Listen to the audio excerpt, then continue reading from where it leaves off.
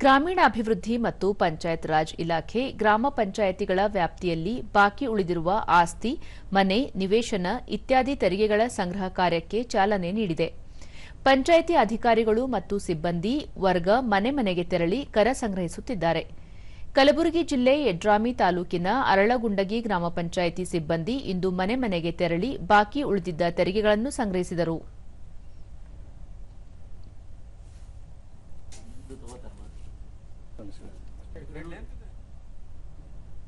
ಈ ವೇಳೆ ದೂರದರ್ಶನದೊಂದಿಗೆ ಗ್ರಾಮಸ್ಥ ಬಸವರಾಜ ಮಾಲಿ ಪಾಟೀಲ್, ಗ್ರಾಮ ಪಂಚಾಯಿತಿ ಅಭಿವೃದ್ಧಿಯಾದರೆ ಗ್ರಾಮದ ಅಭಿವೃದ್ಧಿಯಾದಂತೆ, ಈ ಹಿನ್ನೆಲೆಯಲ್ಲಿ ಬಾಕಿ ತೆರಿಗೆಗಳನ್ನು ಪಾವತಿಸಲಾಯಿತು ಎಂದು ಹೇಳಿದರು. ನನಗೆ ಇರತಕ್ಕಂಥ ಕರದ ಒಂದು 2 ವರ್ಷದ ಬಾಕಿಯನ್ನ ಇವತ್ತಿನ ದಿನ ಪಾವತಿಸಿದ್ದೇನೆ.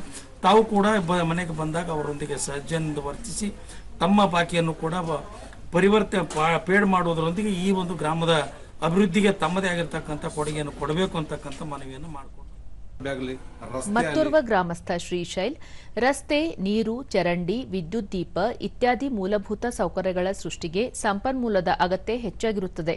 ಪಂಚಾಯಿತಿಗಳು ತೆರಿಗೆ ಸಂಗ್ರಹದ ಮೂಲಕವೇ ಸಂಪನ್ಮೂಲ ಸಂಗ್ರಹಿಸಬೇಕಾಗುತ್ತದೆ ಎಂದರು.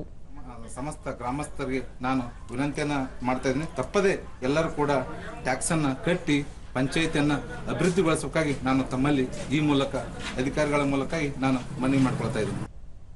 ಪಂಚಾಯಿತಿ ಅಭಿವೃದ್ಧಿ ಅಧಿಕಾರಿ ಅರವಿಂದ್ ದೇಸಾಯಿ, ಪಂಚಾಯಿತಿ ಸಿಬ್ಬಂದಿಯ ವೇತನ, ಗ್ರಾಮಗಳ ಮೂಲಭೂತ ಸೌಲಭ್ಯ ಸೃಷ್ಟಿ, ಅಭಿವೃದ್ಧಿ ಕಾರ್ಯ ಇತ್ಯಾದಿಗಳಿಗೆ ತೆರಿಗೆ ಬಹುಮುಖ್ಯ ಸಂಪನ್ಮೂಲವಾಗಿದೆ. ಹಲವು ವರ್ಷಗಳಿಂದ ಬಾಕಿ ಕರ ಸಂಗ್ರಹ ಕಾರ್ಯ ನಡೆಸಿರಲಿಲ್ಲ.